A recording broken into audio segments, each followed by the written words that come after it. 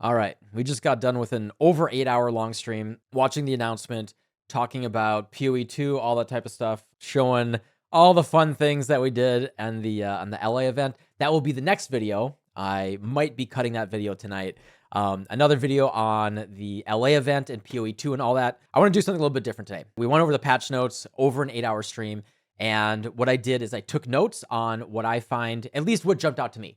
This will not be a comprehensive overview of absolutely everything. It's not going to be hours of me just reading through every single patch note here whatsoever. This is just going to be what I found important to me and what you might find interesting if you follow my content, and the stuff that might be more applicable to any of my builds that you're playing, anything that I might be looking at in the future in this league. There are a lot of consequences of the stuff that happened here. And yeah, we're just going to go over how this affected me and my content and my builds and all that, at least in the near term. So we're going to start off with the biggest one right here. My ball lightning build, the one that you guys have been loving and following and, getting all excited about. Yeah, this is correct right here. It is over. That is, yeah, you know what? This should be the video. There is a very specific line. Can no longer support brand or orb skills. So Archmage actually kind of got buffed overall. I actually think it was a pretty big buff to Archmage builds in general. And if you're not using specifically Ball Lightning of Static, it has a lot of potential. I am very strongly looking at mana stacking as a second build of the league, but I don't think I want to league start it specifically. I still might. I'm not going to say 100% that I'm not going to league start it. Unfortunately, Ball Lightning of Static, the build that I was planning on starting, is an orb skill. Regular Ball Lightning is not, but of Static is. And this absolutely killed it. They also nerfed it for totems. They kind of double nerfed it here. We went to POB and we looked. It went from 5.5 to 5.1 million DPS with Arcane Cloak up. However, this is without Archmage. However, with Arcane Cloak down, where we still had good damage, we had 3.5 million DPS, it went down to 2.5 million DPS, which is still fine. This is not 100% of the time. Arcane Cloak, assuming you're not getting hit too much, is still going to be up, 70 to 80% of the time based on your duration. You're still most of the time going to be dealing, the 5.1 million DPS that I was at. But going from 3.6 to 2.5 when the Arcane Cloak was down, this is medium investment. This is still league start-ish gear, but not, it's not the first weekend type of gear. And this amount of damage at that point, you're kind of looking at wanting to do pinnacle bosses, maybe not Ubers yet, but you want to be very comfortable on pinnacle bosses. And this amount of damage is acceptable, but going to be a little uncomfortable. Unfortunately, at least with Ball Lightning of Static, I am not just straight up recommending it anymore. I was already saying it's a B tier league starter that could be good scaling. And now with this nerf, I'm not really feeling it, and I'm kind of staying away from it. Now, I do think even going back to the old school Pledge of Hands Spell Echo setup, there might be a lot of potential there because the new Archmage is really good. And yeah, I'm not going to go into all the specifics here. We're going to try to keep the video short, but yeah, I think Archmage is buffed. I think there's some really good potential here with Indigon and Laviangas and all that. Unfortunately, for the exact build that I was testing, it's dead. But I will be looking at this again. I do want to play a mana stacker this league, so stay tuned for that. I definitely will be playing it later. And then on the opposite side of the spectrum, real quick. What the hell? My build just got buffed. So that's my reaction. Holy cow. To reading the patch notes. Frostblink here got a really nice buff from 180% effectiveness of added damage to 250. So that is 70 over 180. That is a 38%. It's not buffing all of the damage that it does, but for the added damage, that is 38% more effectiveness of added damage. That's going to be really good. We were just looking in POB already, and with absolutely nothing, if we just say 30% more damage, kind of averaging a little bit, we are looking at going from on 0 gear. This is literally a level 63 character with just a 2-mod weapon. This is it, like 0 gear, Pyre and a 2-mod weapon, nothing else on. Frostblink is already really good, doing 710,000 damage. And if we give it 30% more damage, that's getting close to 1 million DPS on 0 gear. And all we have to do is slap on an Eye of Malice right here, make sure it's got double curse. That gets us up to 1.1 million DPS with just Frostblink. So yeah. And then again, this is 0 gear. This is all that I have on right now. Just a Pyre, Eye of Malice, and 2-stat Scepter. That's a really, really nice buff. and I'm really excited to potentially be league starting again. It's such a strong build already. It is my favorite league starter, and yeah, crazy that they buffed it. And then speaking of my other builds, SRS did get a nerf. We have to double check what everything looks like, but I don't think that I don't know. I don't know if people are going to be recommending it, if it's going to be a good league starter anymore. It's definitely not as good of a league starter. So by default, Raging Spirit will have an increased base physical damage on the gem as it levels up, as well as a scaling more damage multiplier. And they actually originally removed this multiplier in the rework a patch or two ago. And then they went back on that and they said, okay, never mind. We're just going to leave it back in. And then they said, you know what? Maybe SRS is too strong. And they are officially fully removing this scaling modifier. So at the high end, losing 40% damage, 38% damage on the Raging Spirit. The build will feel basically exactly the same up until yellow maps, but losing 38% more damage at the higher end, I think will hurt really bad. And I think that's enough where, I'll double check it. Havoc is actually doing a run right now. He just messaged me. We're doing all the testing that we can. He just sent me a message a little while ago, and I just told him to level it up. Test it by keeping your gem a little under-leveled. So that's what I'm doing right there. So Havoc will report back to me. He'll let me know how it feels. But again, because the scaling at the high end is so rough, I think I'm going to kind of, be a little bit less enthusiastic about recommending it. And there's potential that we may actually pull it off of max roll. We may archive it if it unfortunately doesn't scale well enough.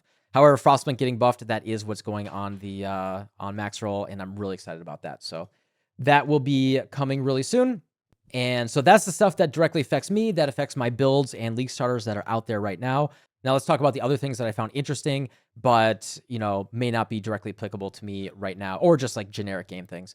Okay, let's see. First off, new transfigure gems. I'm not going to go over all of them. The two that really stood out to me were the new poisonous concoction. It only throws a single flask, and it bounces kind of like rolling magma. And instead of consuming one flash charge, it consumes 6, and it can deal more damage based on, those flash charges. Potentially, it can actually do more damage. Like, it looked like the numbers were similar damage to the original poisonous concoction, but instead of having to use up additional gem links for more proj, for more poison stacks, it looks like you're going to do like one really big poison, and then you can use those other 2 gem links, like Greater Volley and GMP, replace those 2 with damage links. This actually might be, as long as you can sustain the flash charges, it's going to use 6 flash charges per attack. So you need, really good sustain. Very strong Pathfinder angle. This has the potential, I think, to be really, really good, at least for single target. Tornado, not Tornado Shot. We'll talk about that in a second. But Tornado itself, there's a new alternate quality Tornado that is just, you don't attack it and, do the normal Tornado stuff. It's just a self-cast Tornado. You can cast up to 3 of them, and it is a prismatic skill. So it will randomly choose between fire, lightning, and cold. I think there's a really good angle there for maybe a Trinity setup, or you can just use combat focus as well. It works for all prismatic skills, and maybe do like just a cold tornado or just a fire tornado. And yeah, it looks really, really cool. So I definitely want to play around with this new tornado skill. It looks really neat. It was in the preview announcement. And I actually think with the damage numbers on it, they didn't look incredible, but with the numbers on it, that actually might be the main reason why Archmage got nerfed for orb skills, because this also has an orb tag. So I found that really interesting. And then in terms of the other skills, Tornado Shot and Sniper's Mark got giga nerfed. I've played Tornado Shot in the past, but I'm not a super expert on it, but it looked like it was a pretty darn big nerf. It lost 1 additional proj, and Sniper's Mark lost 2 additional proj, and Tornado Shot lost, I think, 20% attack speed. So that's going to feel really, really bad. I think Tornado Shot at the high end, still, people are going to throw 10 mirrors at it, and it'll still be good. But I think it'll be very slow to kind of get into it. Really require a lot more investment to feel remotely as good as it used to. Penenenen's brand got giga nerfed. It got like triple nerfed. Again, I think it lost like 60% damage or something, but it was doing billions of damage. So, 400 million DPS, that's still pretty good. On the high end, it's probably still really good. They did fix a bug with the energy being removed that might also hurt it. I'm not an expert on Penance brand.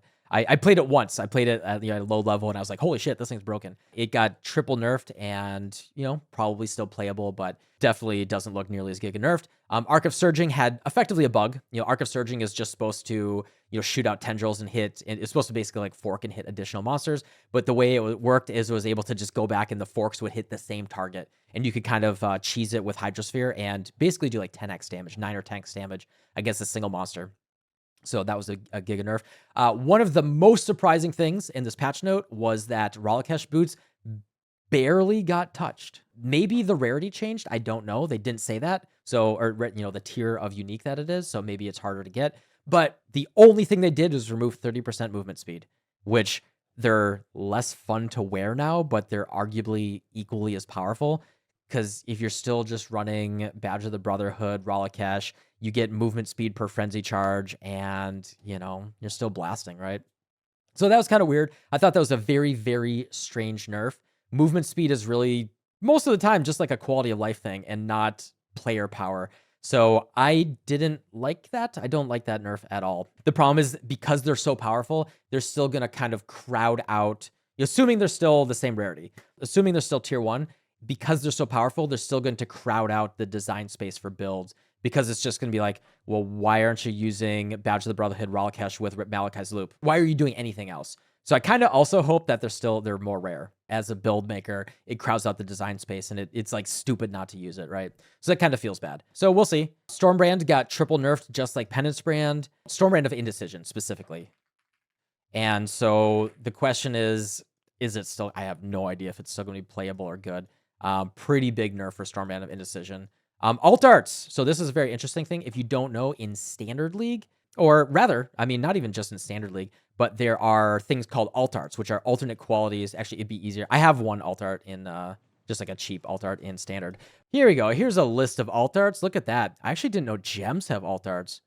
What the heck? I've never seen those. Wow. But yeah, there's a lot of these uniques that you can have alternate art from. Most, if not all of them, are race rewards. Some of them have alternate 3D art. I don't think all of them do, but some of them do. And they made it so you can consume your alt art items in Standard and get a permanent MTX.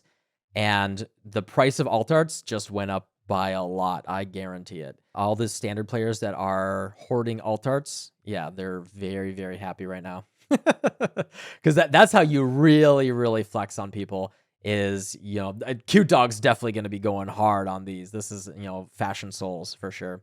A lot of these look really, really nice. So yep, that's a really big buff to alt arts for all those collectors in Standard League. I don't need to show you guys in the game there. Kinetic Bolt of Fragmentation got super nerfed. Very, very big nerf. I don't know all the details of it, but it looked pretty nerfed. A Scourge Arrow of Malice, that also got nerfed pretty big. Went from like 5 to 4 proj or something.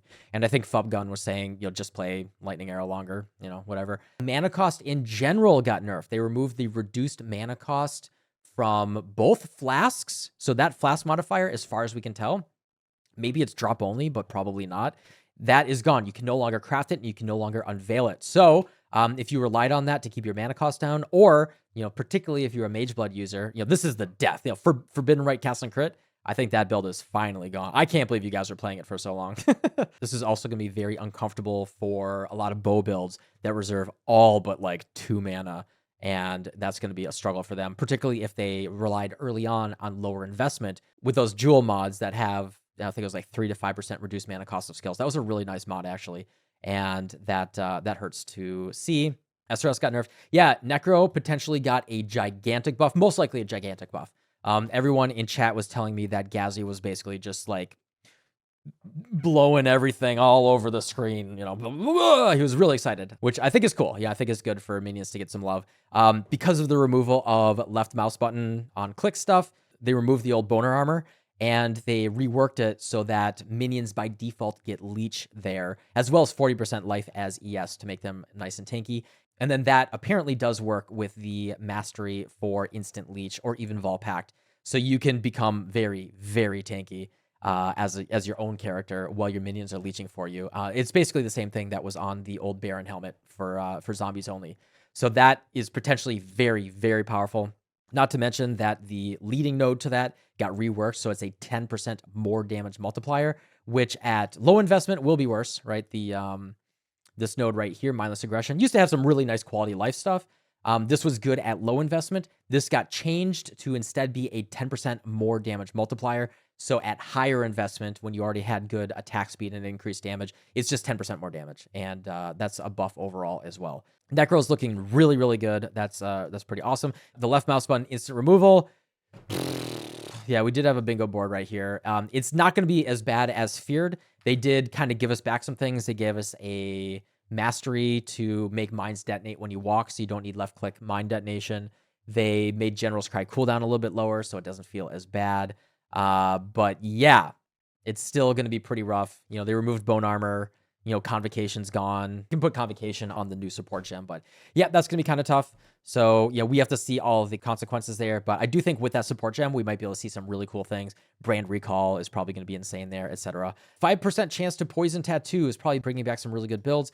My old poison lightning strike guardian with this tattoo could now kind of remove some herald. We don't have to do some herald scaling or anything like that. We can just get flat chance to poison. And this build may actually come back in a Molten Strike variant. Tattoos coming back in the game, going core effectively. I assume they're just a core now at this point. Is really cool. I love tattoos. Just being able to balance some res, balance some stats is so much quality of life. And then in terms of, I'm not even going to talk about that much, that much here about the league mechanic or anything. The new league mechanic looks interesting. It's global. It's always there. It's this crafting mechanic where any zone that you go into, you kind of pick the mods that you want to affect certain monsters.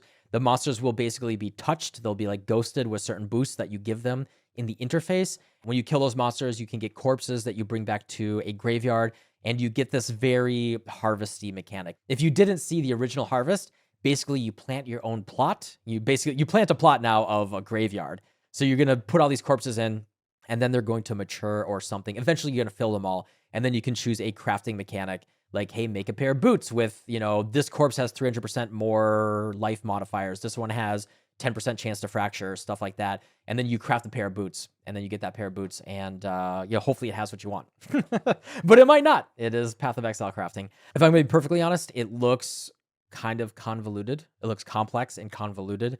And we'll definitely discover something. I think it's going to be cool and fun. I really like kind of delving into that depth of of systems that they add to the game. If it's powerful enough, it looked kind of like getting a little bit of like Harvest plus Rog crafting. As long as the mechanic's not too annoying to interact with, this could be very powerful and fun. I think it's going to be really, really good for SSF no matter what. But for a normie trade player, is it going to be too annoying? Is it worth really interacting with? We'll have to see. However, they did show that you can put the corpse in a coffin and sell it to other players. So at the very least, it could be, like a modern Harvest angle where you find the right corpses and you sell them. So there could be an economic trade angle there as well. You don't have to craft the gear. And, I think that's always good. And then the very last thing that I'm going to talk about, I've already been talking 27 minutes. We can cut this down a little bit. Hopefully the video doesn't end up being too long after all this yapping. But the new endgame progression is very interesting. They did one thing that I really like, although it's going to really slow things down. What that is Uber bosses are totally just a different mechanic to get into. So the regular Pinnacle boss key is 100% separate from the Uber boss keys.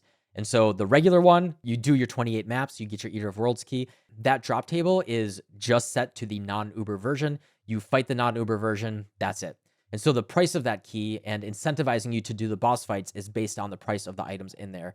I actually didn't catch what they said the drop table for the Ubers and non-Ubers was. The regular boss fight, you're probably just going to want to do it now instead of just selling them to people for multiple divines. And, I think encouraging people to do those boss fights is good. The problem, of course, is if there are no good drops whatsoever, then why would I do it at all? And even if I can sell it for 50 to 100 chaos, that's probably better than, a 2% chance to get a 200 chaos item if there's nothing really good in there, right?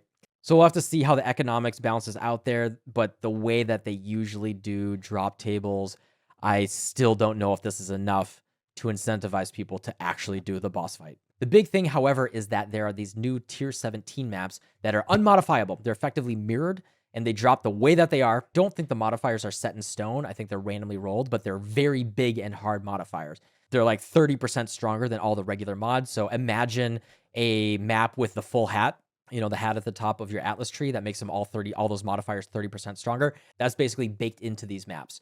So they're very, very strong. And then at the end, you have to fight basically in a semi-Uber boss, where they showed an Uhtred, which is the expedition boss, and he was summoning the other expedition bosses. So they had this like they called it the penultimate fight instead of an Uber fight. And yeah, it looks pretty cool. And I'm all for new endgame fights. I hope they're really interesting and fun.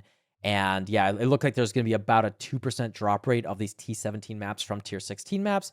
And then it looked like you had to get 5 different keys, 5 different fragments that dropped. Also, you get the, as soon as you do a tier 17 map, you get your 5-way Atlas device, so you don't have to do a Legion to get it. You will get these, you have to get 5 fragments, so I assume you have to do 5 T17s and probably get the same 5 T17s, and then you can fight the Uber boss. So, actually encountering and wanting to do Uber boss fights, man, right? Like the rarity and accessibility of these might be really, really bad, right? Like in the game right now, all you have to do is take that keystone and your regular key goes to an Uber boss. I don't like what that does with the economy, right? That's really unhealthy that the regular boss key, you would never run it unless you're a dedicated bosser because, you know, the price is always going to be set for the Uber, right? So I think this is better for the economy, but 5 fragments, like a T17 map is a 2% drop rate. That's what it looked like, at least 2% drop rate. And then you have to do 5 of these and you have to get the same Uber key. What are there? 7 different Ubers, 8 different Ubers? It's 7, right? I don't know if it's deterministic from the map type, but you have a 1 out of 7 of getting the right map type that then drops the right Uber key, the Uber fragment. And then you need 5 of those. This seems rough. And if certain items like a Progenesis are locked behind these Ubers, if the drop rate of these Ubers goes up, right? If the Progenesis is now a 10% drop instead of a 2% drop, that would make a very big difference. So hopefully they rebalance that based on the rarity of fighting Ubers. And I think that's kind of cool with making them a fight that you really build up to. And it's a big deal to do it. And you have a really good chance of getting good loot instead of like a 2% drop rate of getting anything worth picking up. I think that's really healthy for the game. But if they don't alter the drop rate, yikes. So that we have to see how that shakes out. And then, yeah, a couple other cool little things here. You can store your Atlas trees. So you can have 3 different presets. And then when you open a map, you can just choose which one you want. So you're like, hey, this is going to be an Essence map. Hey, this is going to be an Expedition map. And just click different ones. And just have different presets. You don't have to buy a billion Orbs of Unmaking. That's really, really cool. I think that's just a win overall. You can't complain about that one. Masters everywhere. Now you can have up to all 4 masters in a single map at a time. They did remove master missions, which is okay, because they dramatically increased the drop rate or the chance to encounter those masters in from the Atlas tree. So it's probably fine, but dedicated just single master farming because sextants are also removed. Huge scarab rework and sextants removed.